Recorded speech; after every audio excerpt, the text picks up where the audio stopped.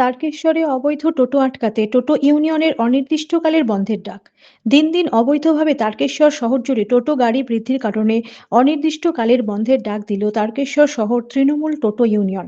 এই দিন ইউনিয়নের পক্ষ থেকে তারকেশ্বর শহরের সমস্ত টোটো চালকরা তাদের গাড়ি পরিষেবা বন্ধ রেখে বন্ধে সামিল হন।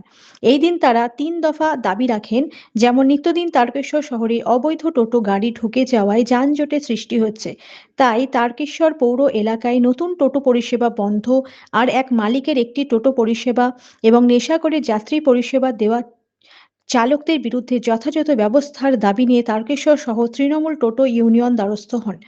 এদিন দুপুরে তারকেশ্বর শহর তৃণমূল টোটো ইউনিয়নের সম্পাদক বরুণ পোদ্দার, সহ সম্পাদক কার্তিক দাস সহ টোটো চালকরা নতুন বাসস্ট্যান্ড থেকে মিছিল সহকারে পায়ে হেঁটে তারকেশ্বর থানা এবং পৌরসভায় ডেপুটেশন দেয়। এই বিষয়ে তারকেশ্বর শহর তৃণমূল টোটো ইউনিয়নের সম্পাদক বরুণ পোদ্দার সাংবাদিককে কি বললেন, হুগলি থেকে আশিস কুমার ঘোষের রিপোর্ট। আমাদের দীর্ঘদিনের কয়েকটা দাবি ছিল। দাবিগুলো খুবই সামান্য। দীর্ঘ 7 বছর ধরে আমরা একই দাবি জানিয়ে আসছি, তো কোনো এখনো পর্যন্ত সেরকম আশানুরূপ ফল আমরা কিন্তু কিছু পাইনি। কি দাবি আছে আপনাদের? দাবিগুলি হলো সামান্য আমাদের 3টে দাবি।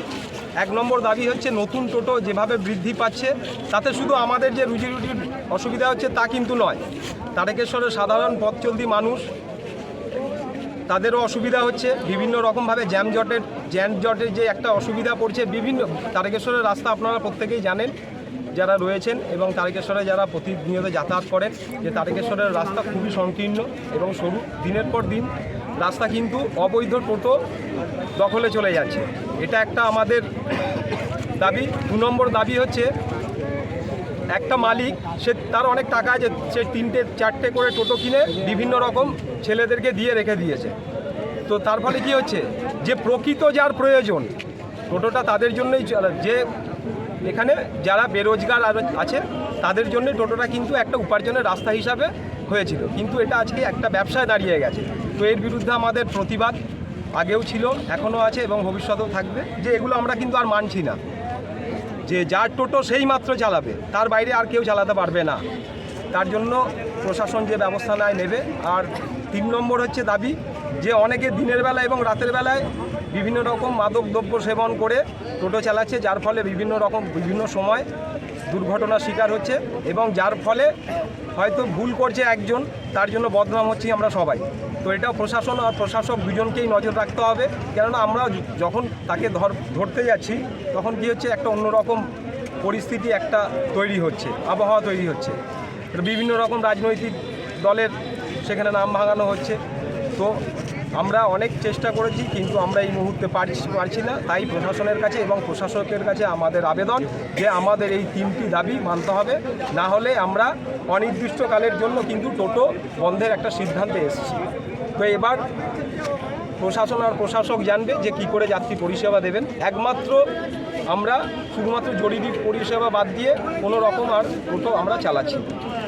এটা ছিল 346টা আমাদের ইউনিয়নের অন্তর্ভুক্ত ছিল, কিন্তু ইউনিয়নের বাইরেও এখন গাড়ি মোটামুটি তারকেশ্বরে নিয়ার অ্যাবাউট 1000 টোটো প্রতিদিন রাস্তায় চলাচল করে। ঠিক আছে, কি চাইছেন আপনারা? আমরা চাইছি যে এগুলোকে নিয়ন্ত্রণ করা হোক। যারা পৌরসভার ইউনিয়নের যে সমস্ত গাড়ি আছে শুধুমাত্র সেই গাড়ি চলবে, এবং পৌরসভা থেকে একটা ইতিমধ্যেই পদক্ষেপ গ্রহণ করা হয়েছিল, যে এবং কাজও কিছুটা এগিয়েছে। এখনও পর্যন্ত 55টা গাড়িকে নাম্বার দেওয়া হয়েছে ইউনিয়নের অন্তর্ভুক্ত যারা। আমরা ইউনিয়ন থেকে গাড়িটাকে পৌরসভার অন্তর্ভুক্তকরণ করতে চাইছি, এর ফলে সুবিধা হবে।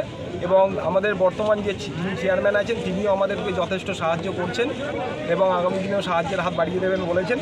তো আমরা চাইছি যত দ্রুত সম্ভব সেই প্রকল্পটা যাতে আমাদের বাস্তবায়িত হয়, তার দিকে আমরা চেষ্টা চালাচ্ছি। আজ কোথায় আপনারা আবেদন জানাবেন? তারকেশ্বর থানা এবং তারকেশ্বর পৌরসভা দু জায়গাতেই আমরা আবেদন রাখবো, এবং আমাদের আবেদন যদি স্বীকার করা হয় তাহলে অবশ্যই আমরা আমাদের কর্মবিরতি তুলে নেব। আর যদি না মানা হয় তাহলে কিন্তু আমরা যে আন্দোলনের যে রাস্তা নিয়েছি সেই আন্দোলনের পথেই থাকবো, এবং এটাকে দীর্ঘায়িত করব।